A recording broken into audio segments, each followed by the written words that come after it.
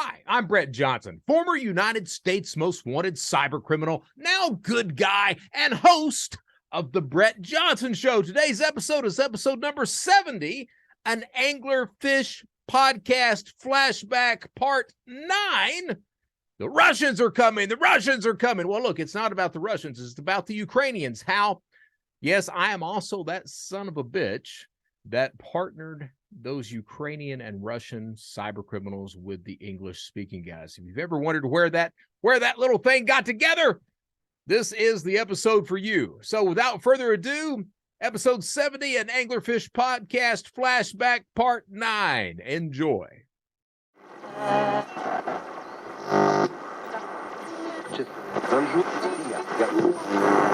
So right about now is a good time to discuss the organization, the structure, the platform of organized cybercrime, and why organized cybercrime is so successful to commit and such a difficult thing for law enforcement to stop.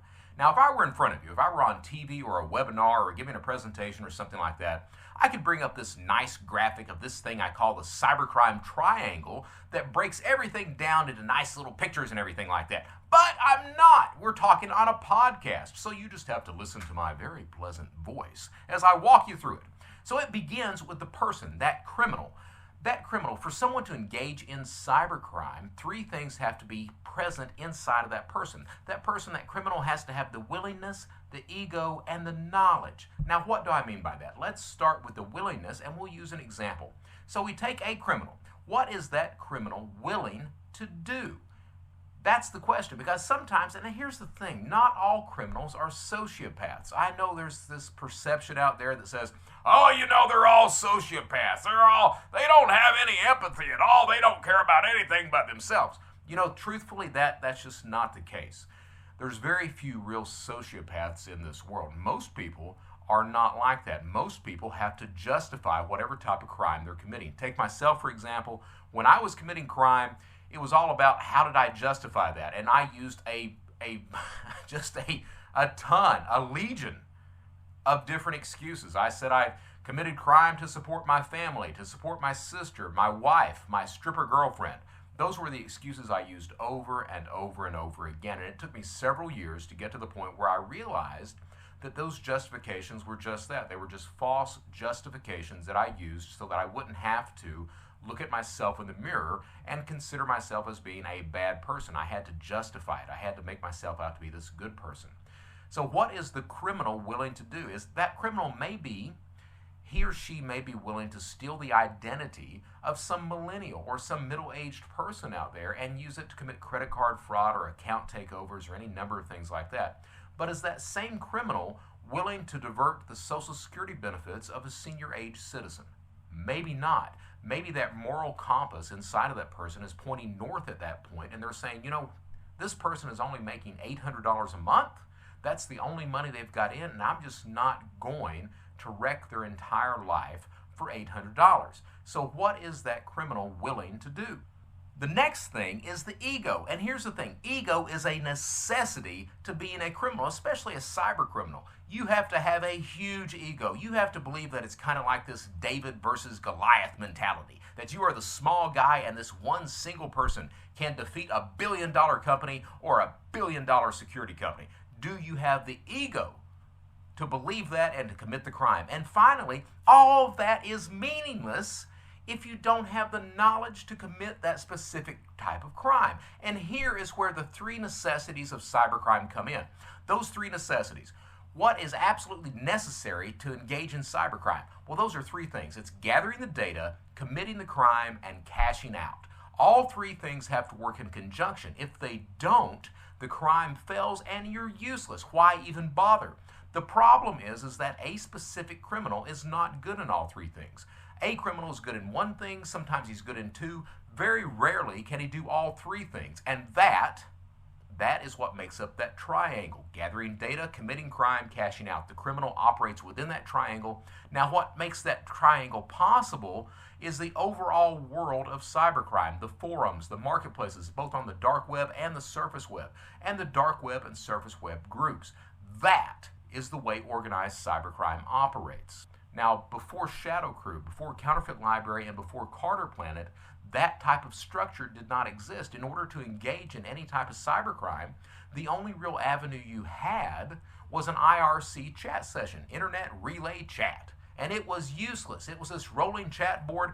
You had no idea who you were talking to, who you could trust, who you could not. Shadow Crew, Counterfeit Library, and CarderPlanet solved that problem. It gave a trust mechanism that criminals could now use.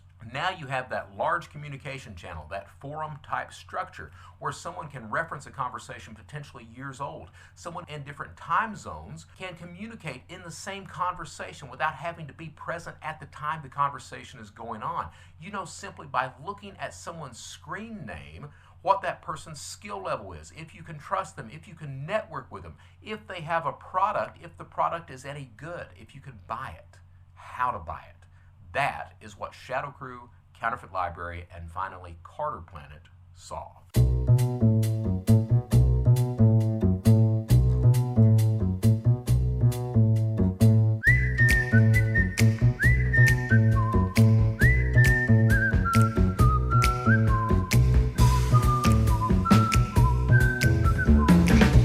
Welcome to the AnglerPhish podcast, where we visit the darkest corners of our online lives. I'm your host, Brett Johnson.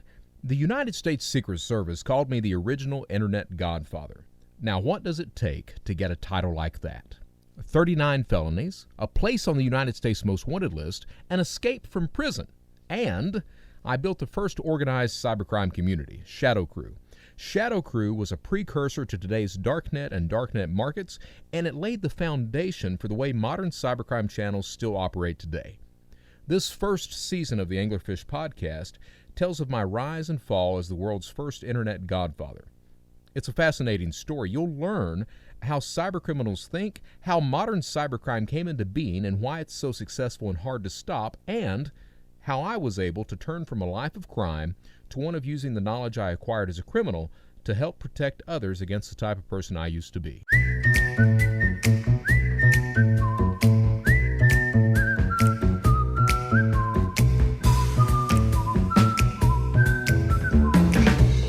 If you look at cybercrime, there were three main sites that kind of changed everything. Before Counterfeit Library, Shadow Crew, and CarderPlanet, the only avenue you had to commit cybercrime or organized cybercrime was an IRC chat session, this Internet Relay Chat. So it was a rolling message board. You had no idea who you were really talking to, what the skill level was of the person. If someone claimed they had PII or credit card information or drugs or whatever, you really didn't know if they had it. You know, okay, PII is personal identifying information. Identifying information. So social security numbers, dates of birth, anything that identifies a specific person. So you didn't really know if they had those things for sale, or even if they had them for sale, if you gave them money, if they would even deliver it to you. So you didn't know anything like that. And so Counterfeit Library, which turned later into Shadow Crew, and then Dmitry Golubov over in the Ukraine, invented or came up with CarderPlanet. Those three sites kind of changed the entire game of cybercrime into what we know it today. And when I'm usually on stage or when I'm talking to people, I don't have a lot of time to go into exactly the process that established what I call that trust mechanism that cybercriminals now use today. And that trust mechanism being that large communication channel, basically a forum type structure that allows people to come in and engage in conversations that are potentially years old, or reference those conversations, or take part in the conversation in different time zones or anything else like that. I mean, you go to these forums now, you know just by looking at someone's screen name what their skill level is, if you can trust them, if you can network with them. You've got reviews of all the sellers, but not only the sellers, but you've sometimes got reviews of the users. You know, this guy helped me out. This guy knows what he's talking about. So that type of structure like that platform gives enough trust for criminals to use that they can it facilitates crime. It makes it easier, makes it more profitable. It's an information sharing network all across the board. And you know, now that I'm on the good side of things, what's kind of interesting, and it's been, I guess it's occurred to me in the past, but it's really in the forefront of my mind these days, is that trust is the same for a criminal as it is for a legitimate customer when you're online. If you run a website and you're wanting a customer to buy from your website, how do you go about convincing that customer that they can trust that you're going to deliver the product, that the product's good, that you're not going to rip them off, that it is what you say it is. You know, it's the same problem we had when we were criminals. How do you develop that trust? Right. So when I'm on stage talking, I don't have a lot of time to go into that. So I basically say, oh, it was filled of dreams. If you build it, they will come. Now that's true. That is true. If you build something like that, they will come, but it doesn't happen overnight. So with us, you know, we had the Counterfeit Library Forum. There was initially me, there was Mr. X out of Los Angeles, there was Beelzebub out of Moose Jaw, Saskatchewan. Those were the three main people. So Mr. X was selling Social Security cards, Beelzebub was selling IDs, I was reviewing everything. So how do you get to the point where you start actually trusting people, you know, for a new member coming in? And what we did, or what I started to do, was I would just start posting about how I was ripping people off on eBay. That was it. I would actually walk through exactly the process of how I would do that. So people would come, they'd listen to me, or they'd read those posts that I was putting up. They'd ask questions, and I would walk them through it. It became the first part of it was kind of this teaching type forum. You know, you teach people how to do that. And by doing that, you know, you start building that trust up. And I want to be honest with you, you know, the crimes I was committing, I was still not what you would call an experienced or an upper tier cyber criminal. But you've got the average goober who says, I need money. Somebody has got to know how to make money illegally, so right. And maybe I can find it online. Yeah, so you start looking around. And again, the only real avenue that was out there before Counterfeit Library was the IRC chat session. And that was really, it was just a bullshit channel, or a group of channels that no real business took place. So we could go over there and start talking about Counterfeit Library. People would come over and visit Counterfeit Library. They would see that forum. They would understand, hey, this is a conversation that doesn't disappear as soon as I disconnect. This conversation's here potentially forever, for as long as the website's alive. So they would start coming back to that. And, you know, the types of crimes I was committing. Now, it took years for me to get to the point where I was stealing that $160,000 a week. Years to do that. The first crimes that I was committing were in my name. I was on eBay because eBay was the platform to steal money most of the time. So, you know, it was initially the hacked or the programmed satellite DSS cards that I started ripping people off. From there, it started, you know, the fake items. I would say that I had cameras and not have cameras. Or Christmas time, I would say I had Furbies and not have Furbies. Whatever I could find to sell that was the hot item is what I would do. And back then, eBay had this list of the top 100 hot items. Right. So I remember that. So I would just go through that list. You know, when I was getting ready to post these fake ads on eBay, I would go through the list and see what the hot cameras were, or the hot electronics, the hot toys, and I would post mine at 80% of whatever the retail price was. And here's the deal. The thing about that was, you know, okay, I could post it at 50% off, but is that a believable number? I knew immediately that you can't get up there and say, oh, you know, I've got that Nikon D1 at 50% of retail. You can't do that. You have to come up with a believable number that is still a good bargain so that people will fall for that. Back then, eBay, it was easy enough to do. eBay listed the actual email addresses of all the bidders. So what I would do is I would post the auction at a $0 reserve, start at $1, 3-day auction. Whoever won it would win it, and that would be it. And then I would email the top 10 bidders on that same item saying, hey, I've got extras of these at the same price if you guys wanted that. So usually what I would end up doing is stealing. I would steal about $12,000 a month on each eBay account that I had. But it took a lot of work to do that. I had to have drop addresses to receive the checks, everything else, because again, I think we spoke about that offline. But the necessities of cybercrime were apparent even then. You had to gather the data, which was, you know, you had to post those ads, figure out who your targets were. You had to commit the crime, which then it was talking people into sending checks out or paying by PayPal, something like that. Then finally, you had to cash things out. So again, I was very unexperienced with things. With me, it was cashing out meant that I had to use my name unless I had a fake driver's license in that. Now, I had the Stephen Schwecke driver's license, but by this point in time, I had used the hell out of that. I had opened up bank accounts. I had hit all the check cashing places within a 3 to 5 state area.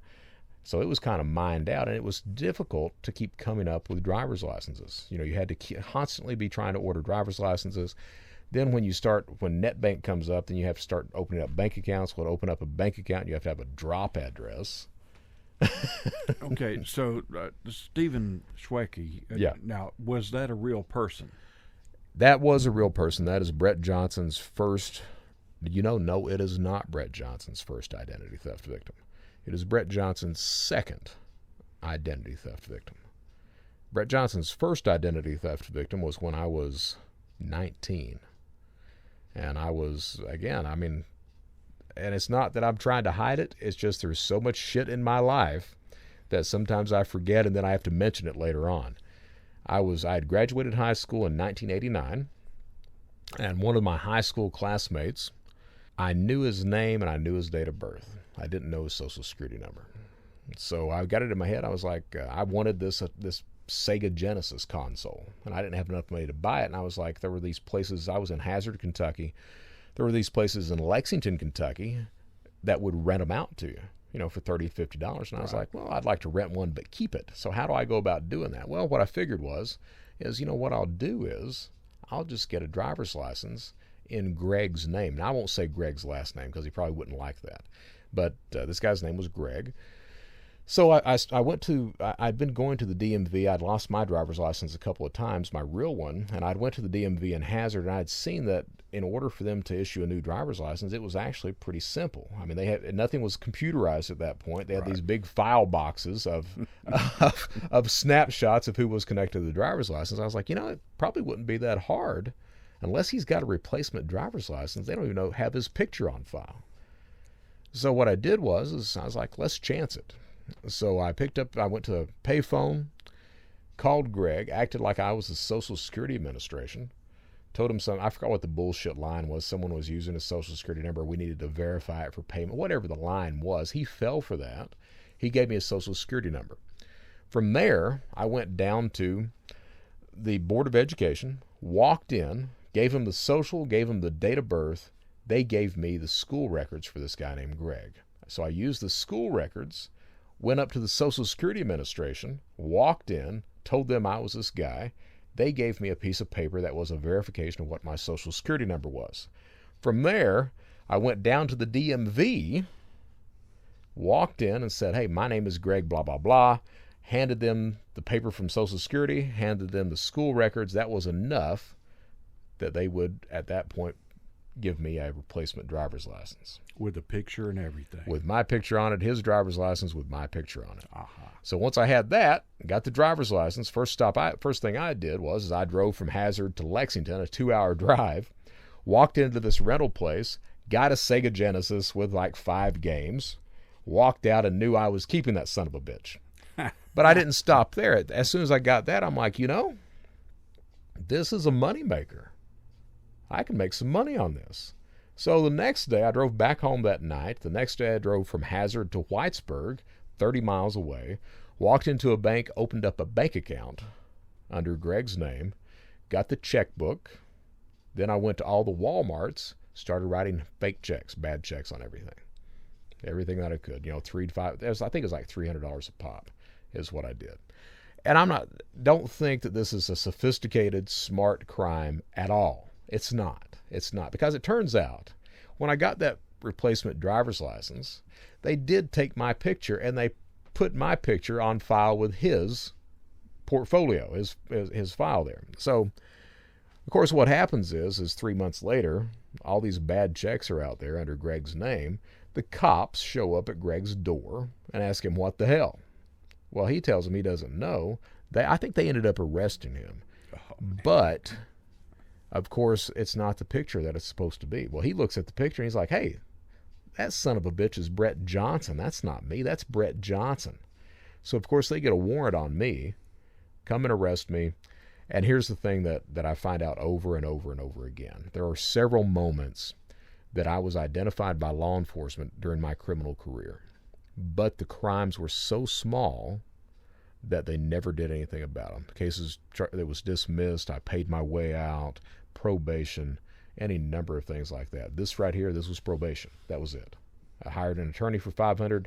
My mom went around and she had stolen enough money to pay off the bad checks. She goes around and pays off the bad checks, so none of that's ever I was never charged with any of that stuff, and I get probation for like 6 months. But it's still on your permanent record. Still on permanent record, but I didn't care by that point. You know, I don't care about that at all. But that was the first identity theft victim that I had, was Greg. And I was 19 at that point. The next identity that I stole was 27 with this guy, Stephen Schwecke, was it. So, I mean, there was a history of that. So I had some experience. Yeah. You know. And you know, going back to stealing Greg, what's his name's identity, you started with a simple phone call pretending you're with the Social Security Administration. You know, educate your kids, okay? Yeah. Educate your children to expect somebody is going to target them. Absolutely. And that's the thing, right? I mean, even today, that simple phone call is all you need to get someone's information. Yep. Nowadays, you have to spoof the call so that at least on their caller ID, it shows up that it's from a sheriff's office or Social Security Administration or what have you. But just that showing on the caller ID that it's the Social Security Administration calling you is typically enough to convince someone to give up all the information that you need to steal their identity. And, you know, I did that when I was 19. That was 1989. I was doing that kind of stuff. So, yeah, not Shadow Crew, but Counterfeit Library, the types of crimes I was committing, basically the same. A lot of them were under my name, simply because I could not open up enough bank accounts, or I didn't have the IDs to open up the bank account. The types of crimes I was committing, I would post things on eBay. Back then, you could post things that you were buying stuff as well. So I would post that I was buying video game collections or comic book collections or anything like that. I got one guy to send in. He sent in an SNK Neo Geo system, which that system back then was like $800. The cartridges that came with it were $300 a pop. He sent me like 10 of these cartridges. So a big haul all of a sudden for me was what that was. So, you know, probably $4,000 or $5,000 worth of gaming equipment right there. Dumbass Brett, I sell it for, you know, $800 because I didn't have anything invested in it. The guy just sent it to me. Well, he had sent it, and that was the thing, was I was opening up these drop addresses under my name, Brett Johnson. So that was, all this stuff was done under my name. The comic book collections that were sent in under my name. So I started getting worried, of course, you know, really worried. You know, the cops are looking at me. So I start moving. Me and my wife, Susan, at that time, we were renting apartments and trying to go to school. By this point, I've pretty much figured, fuck school. But we started bouncing around from apartment to apartment because I was scared of law enforcement showing up. This sergeant in Fayette County in Lexington, his name was Pat Tingle. He was the guy that had knocked on the door when I had sold that Beanie Baby, you know, that blue Beanie Baby. He was the guy that later knocked on the door because I don't know if I told everyone or not, but the next scam of that sort was I was watching Inside Edition again. Bill O'Reilly was on there talking about autographed baseballs. I was sitting there going, autographed baseballs. They were talking about Sammy Sosa and Mark McGwire. It was that year right there. That year that they were both hot. Yeah, that year. And they were both drugged up. Of course, Mark McGwire would admit it. Sammy Sosa still doesn't admit that. Right. But they were selling those balls for, I think, $60, $80 a piece on eBay. I'm like, you know, that's not a bad gig, man. So I'm sitting there. I start doing the research because that's one of the big things all cyber criminals to this day do is research. So I start researching fake autographs. And it turns out there's a whole market of fake autographs out there. So the next day I skip class again, go down to Academy Sports, walk in and ask the lady, hey, where's your baseballs? So she shows me and I'm like, hey, I'm looking for the baseballs that are actually used in MLB games. So she shows me one. I look at her and I was like, look, I need a case of those. And she's like, a case? I was like, I need a case of those. So she brings me out the retail case, and she's like, I forgot how much it was, but I bought the thing. Stop by Kroger on the way home, pick up a Sharpie, and go home and start trying to sign it. Because I'm like, I can sign baseballs all day long. Well, it turns out, you know, baseballs are round. Yeah. trying to sign a signature on those damn things doesn't really work out too well. So I'm sitting there looking at the signature. I'm like, that doesn't look a damn thing like what I'm seeing online. So I'm trying to convince myself this will work. And I'm like, okay, maybe some kid handed them the ball at the game. They're tired. They got the heartbeat up. Maybe it's a shaky signature. But how do I convince people of that? I'm like, I'll create my own certificate of authenticity. So I sell the entire case on eBay. And not a week later, I get a knock at the door. Susan had no idea. Now, I've been married to Susan by this point at probably 3 years. Susan had no idea that I was doing shit online, criminal activity. She thought I was just reselling stuff on eBay. That's what I told her. So I get a knock at the door one night, and it's that cop knock. And you know that cop knock, that bam, bam, bam, bam. So I'm like, what the hell's that? Open up the door, and there's Pat Tingle again, Sergeant Pat Tingle again. The same one. Same one. Couldn't you leave the county? Why did when you're Well, I bouncing did around later. Okay. Yeah, I did later. So it's Pat Tingle again. He's got the same damn detective with him. He's like, Brett, can we come in? I was like, yeah, man. So he comes in. He's like, we'd like to talk to you about some baseballs. I was like, yeah.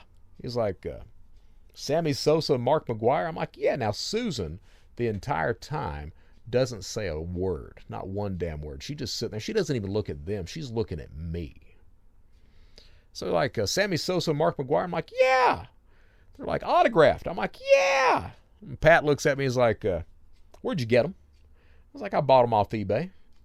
He's like, with a certificate of authenticity? I'm like, yep, bought off eBay every single one of them.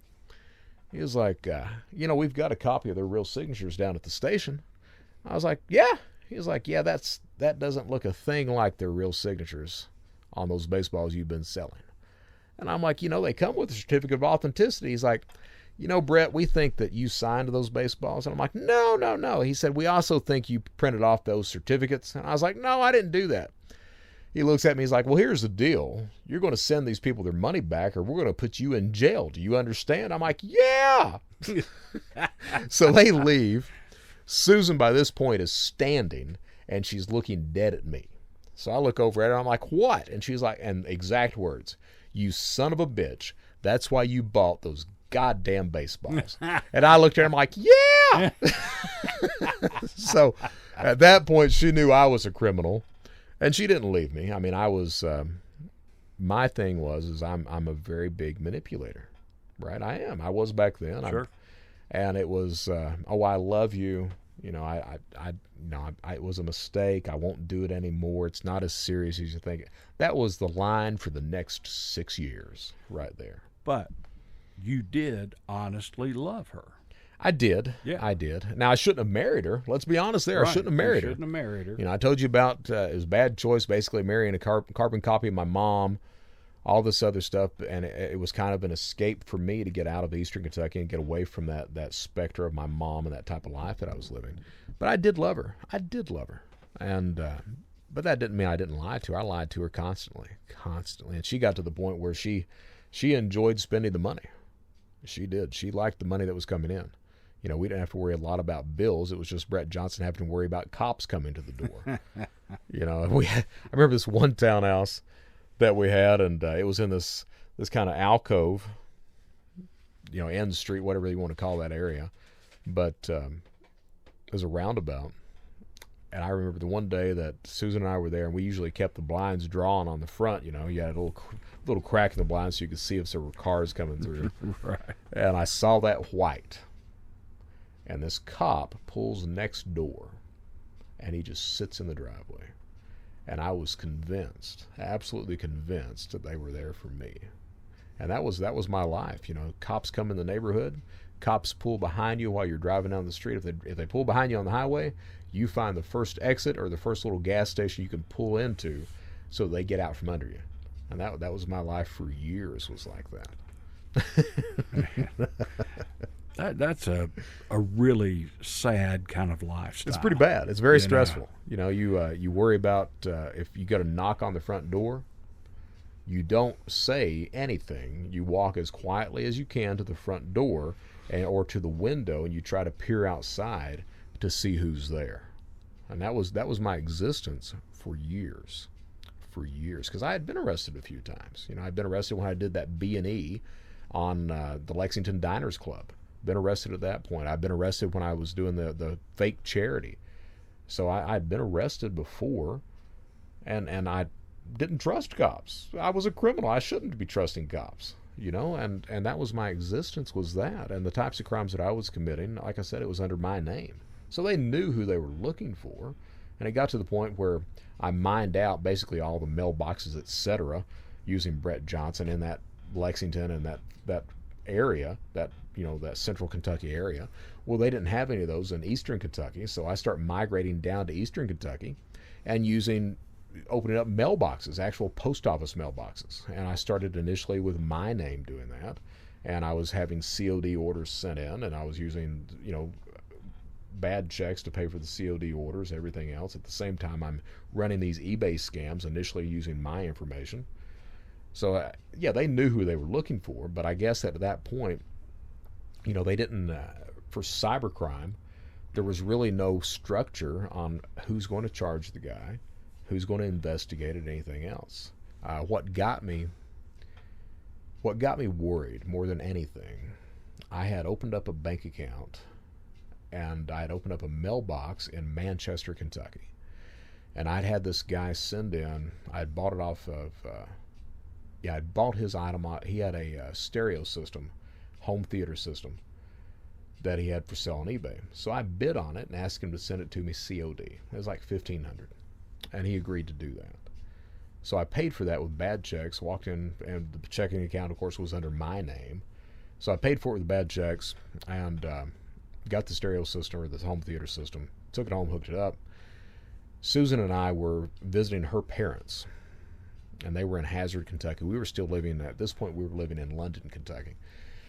So we were visiting her parents one Saturday, and here comes the Kentucky State Police. Now, we were supposed to travel, because by this point, I'm stealing a good amount of money. We were supposed to go that same Saturday. I was taking her and her two brothers and her sister. They were all minors. I was going to take everybody up to Kings Island, and we were going to have the weekend up there. So they're gone at Walmart, getting things ready and everything. Well, while they're gone, here come the Kentucky State Police. And I'm like, what the hell is this? So they come up to the door. Now, this is her dad's place, her mom and dad's place. They come up to the door and knock on the door. I'm like, fuck, I better answer that. So I walk up, and they're like, are you Brett Johnson? I'm like, yeah, I'm Brett Johnson. They're like, can we talk to you? Can we come in? And I was like, no, you can't come in, but I'll step out here so you can talk, because I didn't want her parents know what was going on. Right. Well, of course, her parents walk outside while I'm having this conversation. And I'm like, shit. So they're like, look, did you open up a mailbox over in Manchester, Kentucky? And I'm like, nope. They're like, well, we've got a copy of your student ID that was used to open that. And I'm like, I don't even have a student ID. Well, the student ID was sitting right next to the computer inside the house.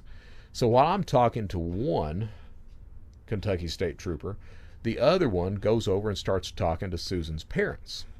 And he's like, well, can I look at the computer? And I'm sitting there going, shit, I can't talk to both of them at the same time. So here I am, I'm talking to one KSP trooper, the other KSP trooper goes in and he sits down at the computer that literally has my wallet with that student ID in it. So I'm like, what's the chance of him actually opening up that wallet? I'm worried about that. So as I'm talking to that one Kentucky State Trooper, I look at him, I'm like, look, come on inside, I got to get something real quick. So I walk the other trooper in, the second trooper sitting at the computer, kind of surfing through everything. I just reach over, get my wallet. As soon as I pick it up, the trooper I've been talking to says to the other one, hey, that's his wallet right there. And I'm like, yeah, that's my wallet right there. And he's like, can I look at that? And I was like, no, you cannot. Have you got a warrant? And at that point, they get pissed.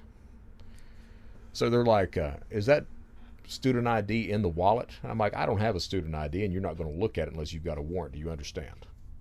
So they get pissed, and they're like, well, we'll be back with a warrant. And I was like, well, I'll be right here. So they leave. I immediately call Susan. I was like, get here now. We're leaving. So Susan comes. We leave. We were living, like I said, in London, Kentucky. Had a house that we had rented there, had just rented. I get it in my head they're going to have a warrant for me, that they're coming to arrest me. So I'm like, I got to go. So I dropped Susan back off at the house we were renting, and I tell her, I'm like, I'll be back in a few weeks. We'll see what's going on. And of course, I leave her. She's crying and everything else, convinced I'm about to be arrested. I leave, go from Hazard down to Panama City, Florida, and I'm down to Panama City probably 4 or 5 weeks, scared to death. And I tell Susan the entire time, I send her the money. I was like, look, we have to move out of the house that we're in. Let's move down to Knoxville.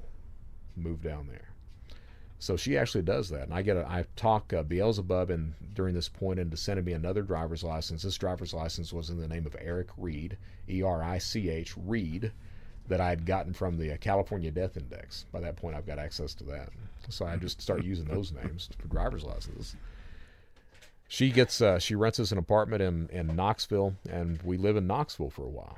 But during all that point in time, I mean that whole counterfeit library, it was all about those types of penny ante crimes. And in the meantime, I'm walking people through how to make money on eBay, the same types of crimes I'm doing, and hell, they were eating it up. So that was the initial establishing trust on counterfeit library. Who was what was the website that was hosting this forum?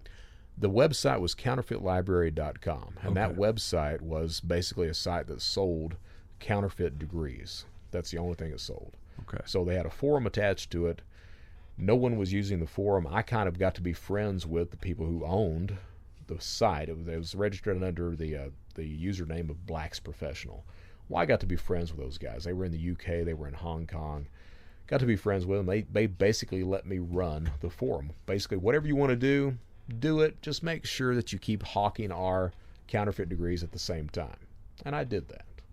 So that was the whole trust mechanism that starts to be developed, simply because I'm sitting there. No one knew that I was this idiot that was doing a lot of crime under my name. They thought I was this, oh, he's ripping all kinds of people off on eBay. He'll teach us how to do that. Well, yeah, I taught him how to do that, but at the same time, I was this idiot. But I got to be better as I kept going. Did you ever get ripped off by anybody else on eBay? Oh, Ken, I got ripped off by tons of people. Okay. That was one of the things I initially realized, was that you're going to be, if it's legitimate sellers, or who you think's a legitimate seller, they'll rip you off. I got used to that. But what I really got used to were the people who came in saying they had, on counterfeit libraries, saying they had illegal items. I would send them money for them sometimes, and they wouldn't have them.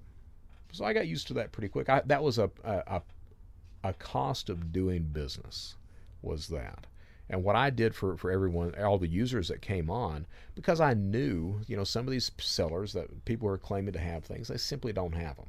Or they'll have 1 or 2 of them, and they won't be able to supply any more. So what I started to do was, in order to, and I guess that consciously I didn't realize it, but subconsciously I did. I understood that you had to be able to trust who you were dealing with. That if you couldn't establish trust on that website, the website wasn't going to succeed. And for my own personal business, I needed that website to succeed. So what I started to do was, hey, if you buy from this person, if that person rips you off, I will guarantee you get your money back. If nothing else, I'll pay you out of pocket, or I'll give you product out of pocket. So I had enough of a network established over time of these other vendors that I could say, okay, if a new seller comes on and he's selling bank accounts, if he rips you off on that bank account, I'll replace the bank account for you with a good bank account. So I would just contact another vendor and say, hey, can you help me out? Or with bank accounts especially, I was the first seller of fraudulent bank accounts. So I would just give them a bank account. If they got ripped off with credit cards, when we turned over to credit cards, if they got ripped off on credit cards, I'd say, hey, do you need a bank account? I'll just send you a bank account. I sell these bank accounts for $300. You got ripped off on $100. Hey, how about that? And usually it was yes. Something like that. Yeah. All right. So when you sold the bank accounts, or gave them away in that case, what is the actual product? Now I realize it's an intangible. Sure. But what was the product that you were giving? Okay, so the way it worked, and this is as I'm getting better and realizing that, okay, I can't keep doing things under my name. I have to do them under other people's names. All right. The first database that I had access to, and I don't know if we spoke about this before, But the first database I had access to online was the Indiana State Sex Offenders Registry. Ah. Yeah. Now, back then, that sex offenders registry, it had the person's name, the predator's name. It had their social security number, their driver's license, their date of birth, their mother's maiden name, their address, everything that you needed. All right? That sounds like one of the best bad ideas the state One of the government best can bad come up ideas with. ever. Oh, man. And my thought was, so I'm sitting here looking at that database, and it was posted publicly online. I'm sitting here looking at all that personal information that's there, and I'm like, who's going to complain about these people being victimized? Everyone's going to think they deserve it. So why not use them? So the only online bank at that point was NetBank. That was the first online bank. So I start opening up NetBank accounts using these sexual predators, their personal information. All right. To open up the bank account, what you have to have is you have to have an address to get that debit card. So what I would do is I would order from Beelzebub or one of my other fake ID suppliers. I would order a driver's license in the name of one of these sexual predators, using their real DL number, everything else. At the same time, I would, let me backtrack. I would order the driver's license. I would then use that driver's license to go down to mailboxes, etc., open up a drop address in that sexual predator's name. Then I'd go online and then set up a NetBank account in that pedophile's name. All right, so then they would send the debit card to me. So I had to collect a stack of debit cards in pedophiles' names.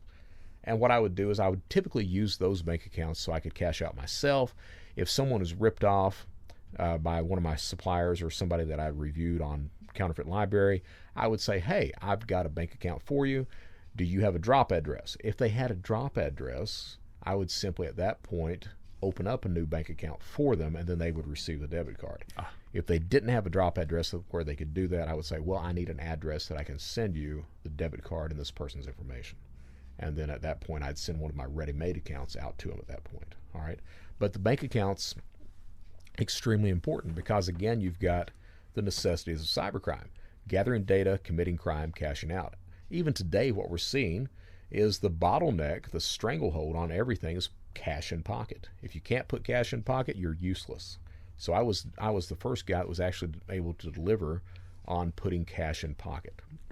Brett, I'm curious about one thing. You said, well, I'm curious about a hell of a lot of stuff. You know?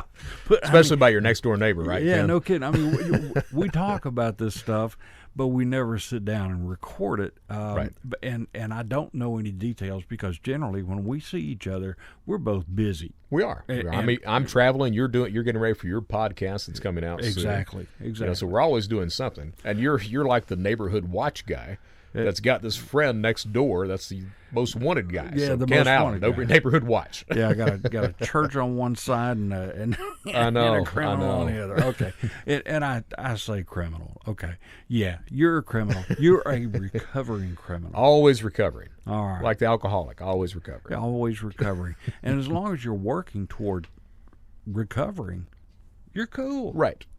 Right. You don't make as much money, but you don't go to jail. But I don't get to go to jail, and I get to keep the money I make. And you get to keep the and money. I'm respected now instead of, this guy that's get him. You went from notable, so you're now notable, and, oh, God, G. Gordon Liddy used to use this all the time. From notorious to notable? From notorious to notable.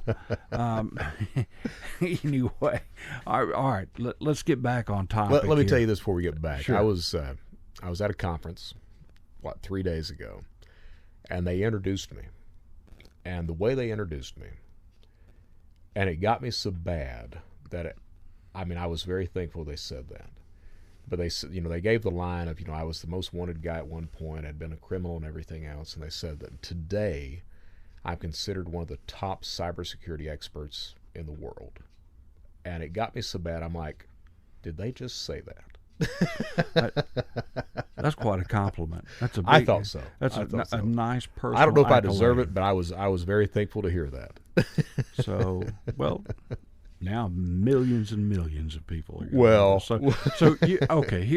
the term G. Gordon Liddy used to use. He said, Well, I'm going to reverse it.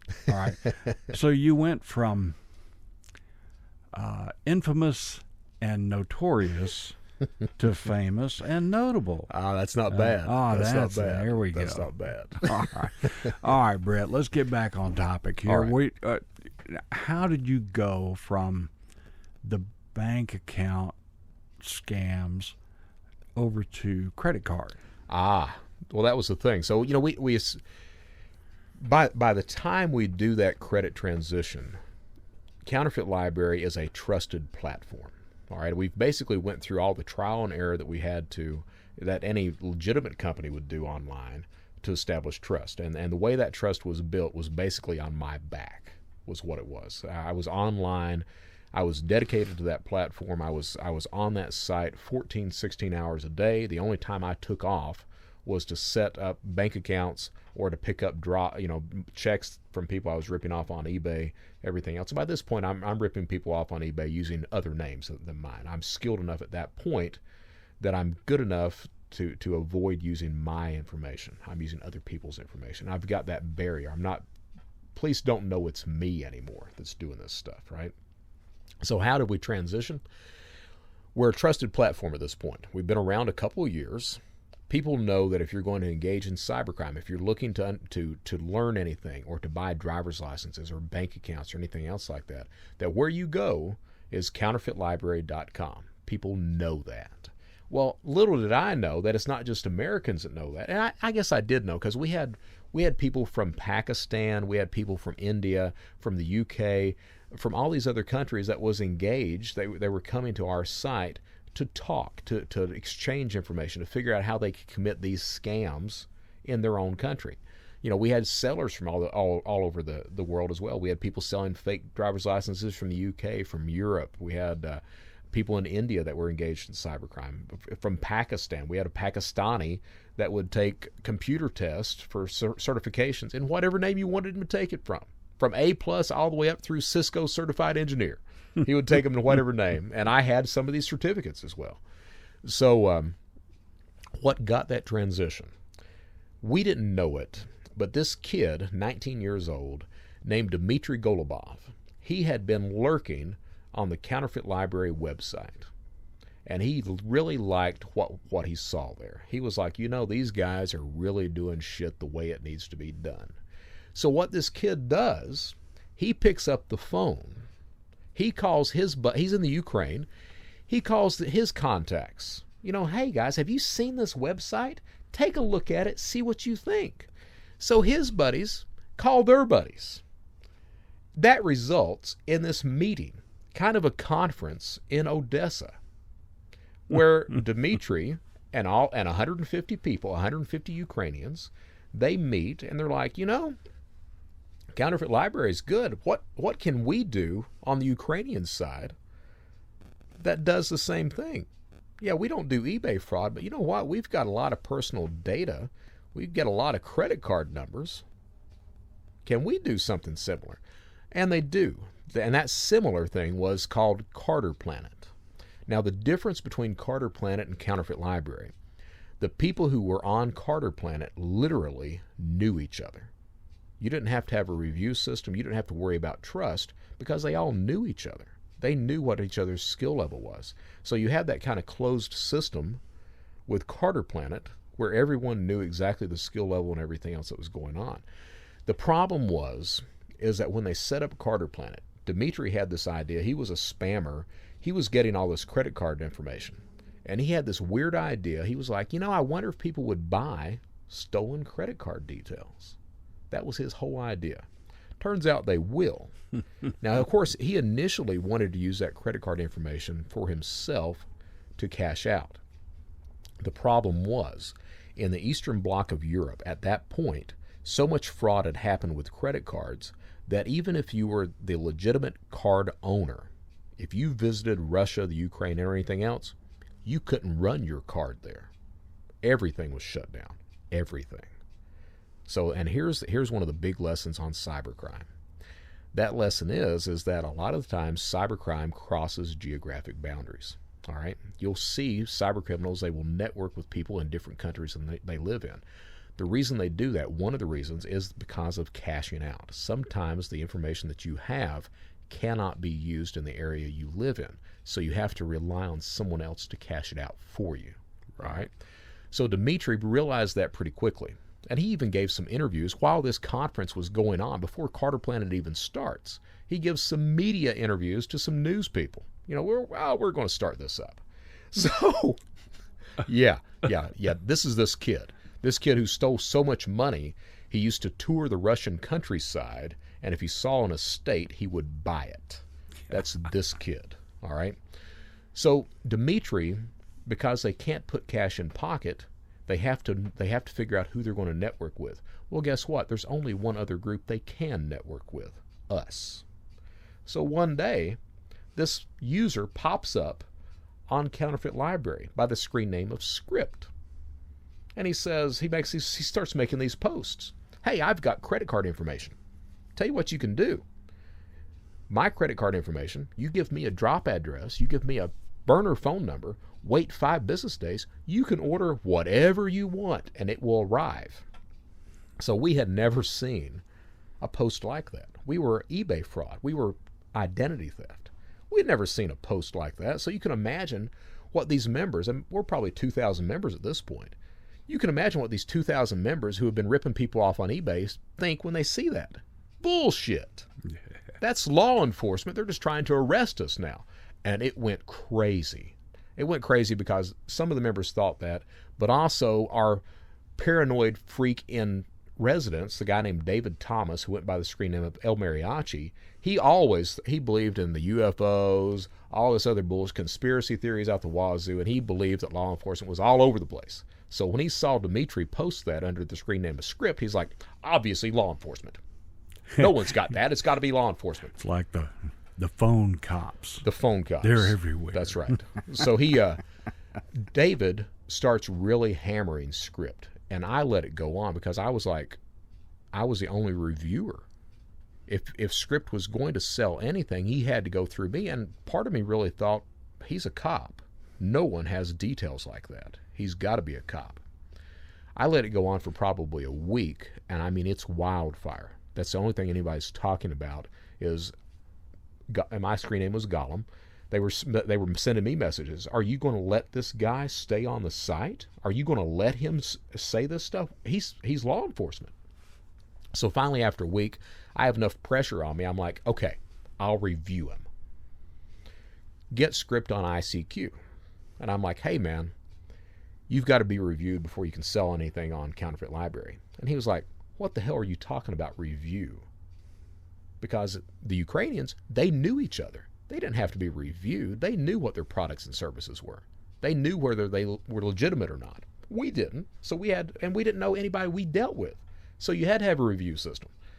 So I'm like, look, United States, you got to be reviewed. He's like, what does that mean? I was like, look, I'll review you. If the product works, I'll post a review on that on the site. Then believe you me, if it really works, you'll have all kinds of business. And he was like, you know what? Fuck it. Okay. He's like, give me an address, give me a phone number. I give him an address, give him a phone number, burner phone. I wait 5 business days. Try to hit Dell.com for $5,000. The order fails. I'm like, okay. Get back on ICQ, and I'm like, hey, man, it didn't work. And he was like, give me one more chance. I was like, I tell you what, I'll give you one more chance, but one more chance, and then it's your ass. I'm going to tell everybody you're a scammer and to avoid you. And he's like, just give me one more chance, man. I'm like, okay. So I give him another address, another phone number. Wait 5 business days. Hit Thompson's Computer Warehouse for $4,000. Hit Dell.com for $5,000. One credit card, $9,000 worth of charges. Have everything shipped overnight priority. Because I was an idiot. I didn't understand that overnight priority is a fraud indicator. Overnight priority. That order went through. The next day, I'm sitting there. UPS pulls up, drops off $9,000 worth of electronics. And I'm sitting there looking at it like, holy shit. This went through. So I go back to Counterfeit Library, and I'm sitting there writing the review, and I'm like, that's $9,000 in a day. Oh my. So I post the review. We change within 48 hours, probably within 24 hours. Everyone drops eBay fraud, and everyone moves over to credit fraud.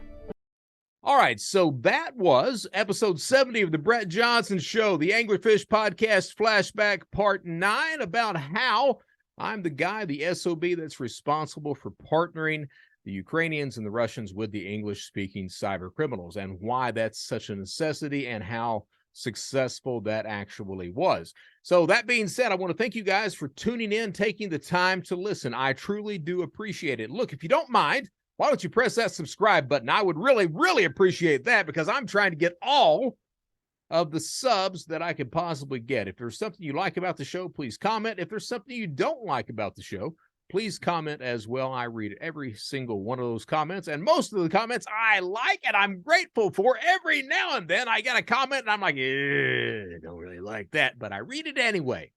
And I still take it in as constructive feedback, unless the person giving the comment is an asshole. And then, not so much. But look, what do we say as we finish out this episode? We say, stay safe, stay secure, stay vigilant. More importantly, this is the Brett Johnson Show. At the end of the day, just do the right damn thing. Thank you so much for tuning in. Until next time.